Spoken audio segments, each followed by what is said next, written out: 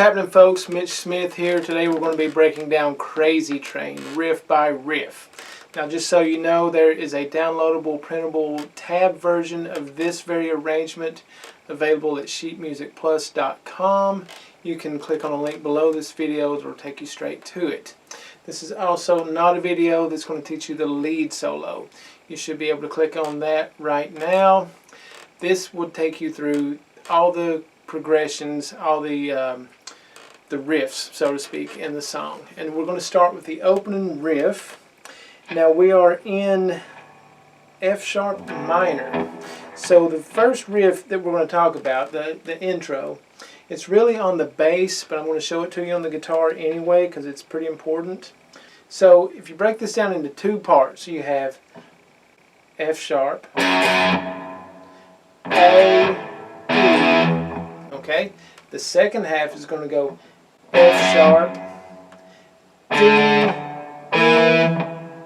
That is going on the bass while the guitar comes in and does the main riff. Now this is a very good example of your natural minor scale. So let's just identify that scale before we do the riff. If we start on F sharp, 1 octave is all we really need right now.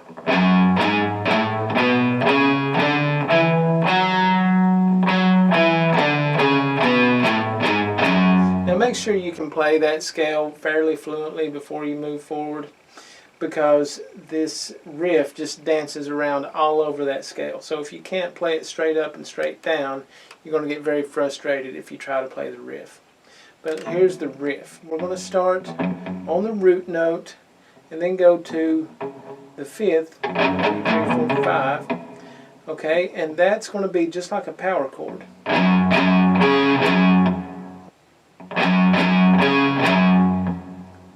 Now, we're going to put the pinky here on the 6th, minor 6th. So,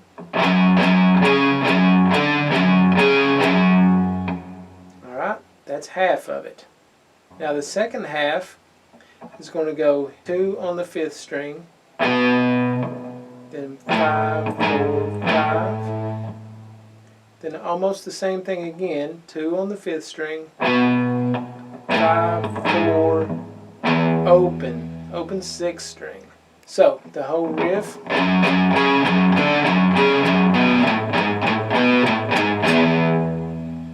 So we're going to start this at 90 beats per minute, do it a couple times, and then get you going at the regular speed.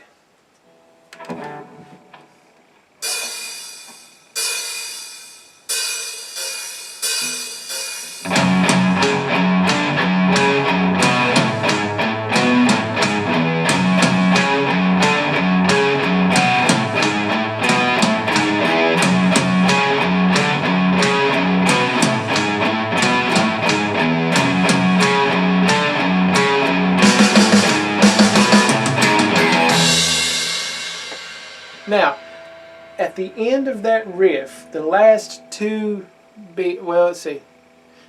last measure, the last 4 beats are going to come to a D power chord. That's the 5th fret, 5th string, and an E power chord, which is the 7th fret, 5th string. And that's what brings us into the verse. So that cuts into the riff 1 full measure. So we would only do the first half of the riff. Okay?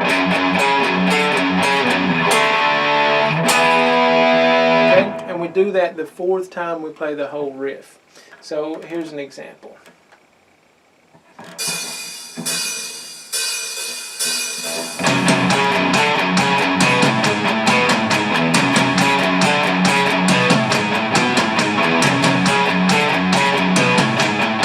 This is the 4th time.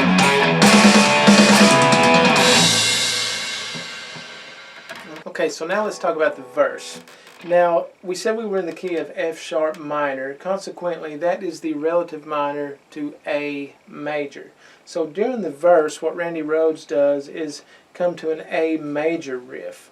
And we're just going to be droning on that open A string. Okay, and we're going to break this down 2 or 3 different ways, and we're going to try it slow too. So the progression, the chord progression is A, E, D, A. A, E, D, A. Now, we don't play those open chord styles like that. He does a triad voicing all the way down the neck, starting at this voicing. So this is A, E, D. Okay, obviously we should be using alternating picking. And again, palm muting all those double picked notes. Okay, now if you can't do those triads, let me show you how you can work your way up to that. Just do the lowest note of each one. Okay, it's going to be the 7th, 6th, 4th, and then the A chord. And let's just, for the sake of training, let's just do downstrokes, 8th notes on that open A string. And use your 3rd finger there because you're going to try to build on this. Step 2, add the next note.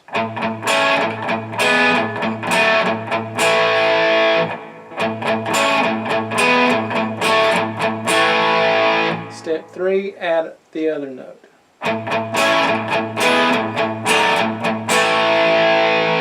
Okay, so we're going to play this again at 90 beats per minute and use whichever one of those styles fits your skill level right now. I am going to be using downstroke, 8th notes on the 5th string, but I'm going to be making the complete triad. Here we go.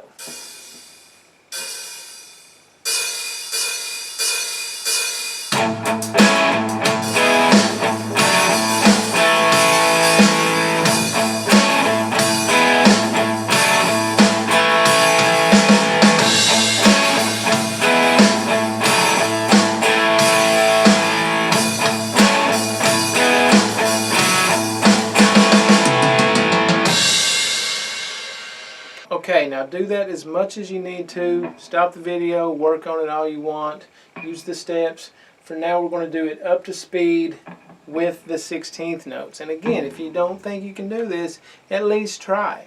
You may surprise yourself and it's going to push you. Your hands are going to realize, oh, they're trying to get me to play this fast. I better step up my game. And so the more you do it, the better you're going to be. So here we go.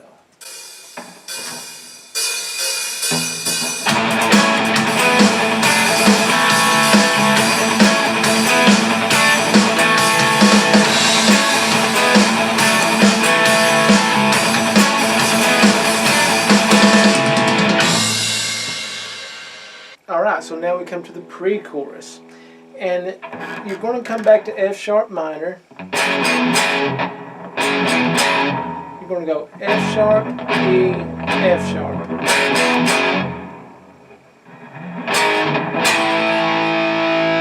Okay? And this is not in your tab, but you can straighten this finger and hit those natural harmonics on that string. And what Randy does is takes his guitar and pushes on the neck. I'm not a big fan of that, nor am I very good at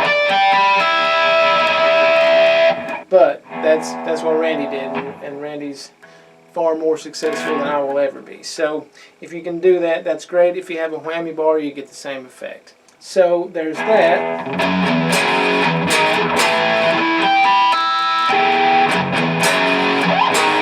And this time you're going to come to D. Alright, and you can hit that as a power chord on the 5th string, 5th fret, or a lot of times I'll just hit it as an open D. I can get a much thicker sound that way if I catch my A string as well. And we're going to walk down into the A chord that's going to start the chorus. Okay?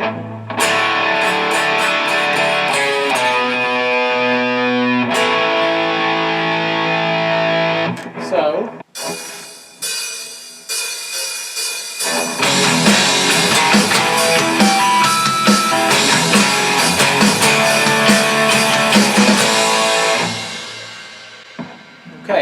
Now that last A chord actually is the A chord that's going to bring us into the chorus.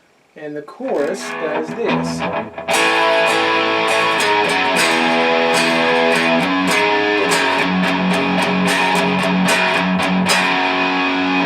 So that's the first half we're going to try on this, okay? We're going to go A, B, F sharp. And it's kind of your intro backwards.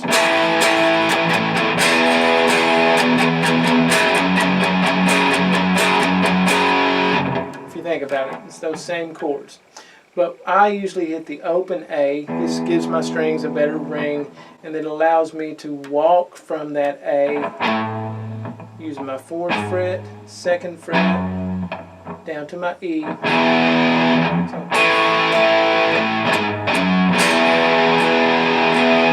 and then back up.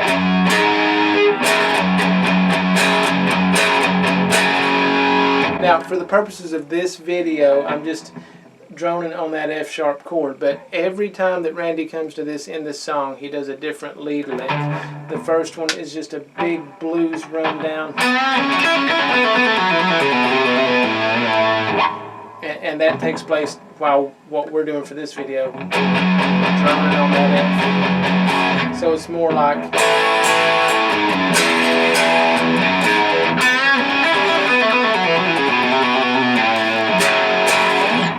but again, we're going to get into that in a different video. So let's work the first half of that chorus and just make a loop out of it, even though it's not a loop. Technically, let's just make a loop out of it and play along. Let's see what happens here.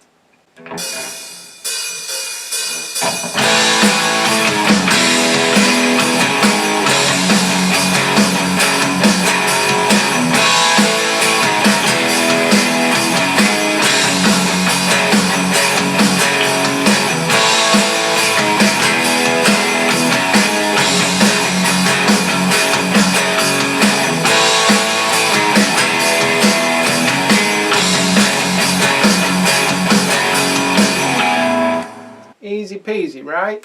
So now let's go to the second part of the chorus, which kind of turns it back around and leads us back into either the verse or the instrumental or the outro. So it's going to be again, but at that point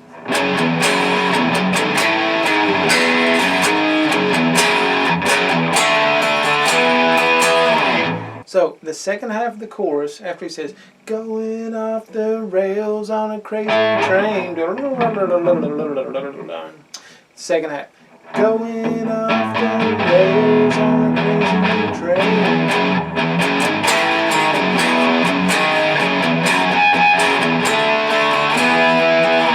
And of course there are those harmonics in there, and at that 2nd fret, if you're saturated with distortion, all you really need to do is let off of that and just touch the strings, and your guitar will squeal like that. If you have good strings, and again, you're saturated with distortion.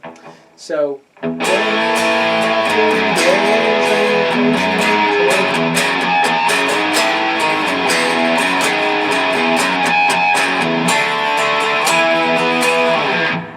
alright, let's try that with the track.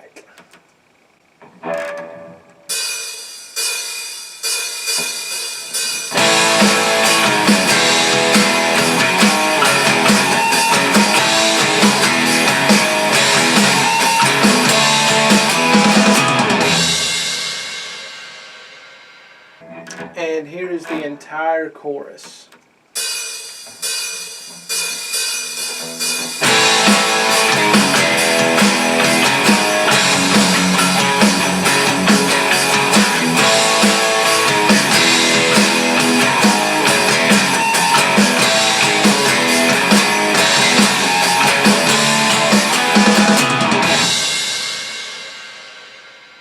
And the last riff we're going to do is the riff that happens under the guitar solo. Now, this is actually done on bass, but we're going to learn it on guitar because there's a lot to be learned here. This is a perfect descend right down the natural minor scale. And I'm going to talk in terms of the scale, not frets. I'm talking 8, 8, 8, 8, 7, 6, 6, 6, 5, 4, 4, 4, 3, 2, 1. 8, 7, 6, 5, 4, 3, 2, 1. 8, 7, 6, 5, 4, 3, 2, 1. Last time's going to go to E. 7, 6, 5, 4, 3, 2, 7. That's my open E. Okay, so while that's happening is when the solo happens. So let's just work our way through this.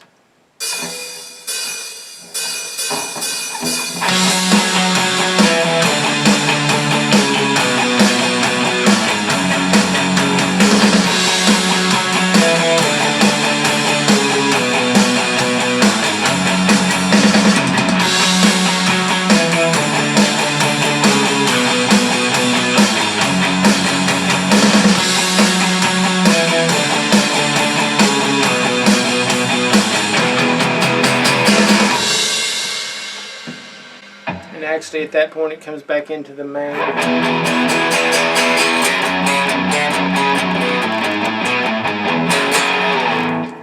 Okay, now at the end, I said that was the last one we're going to do, but at the end, just real quick, we're going to do that intro riff, but we're going to do it with power chords, and we're going to kind of slide off of the F sharp as we can.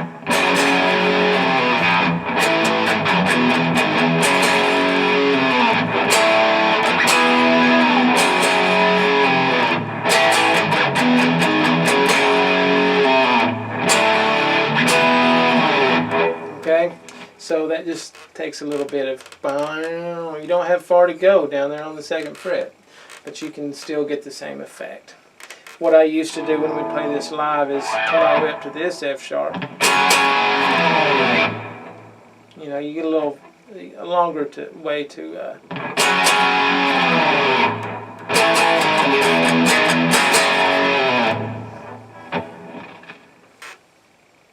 Okay, so that's how I play Crazy Train, riff by riff. If you like this video, give me a thumbs up, follow my page for more helpful videos like this, and I will see you in the next one.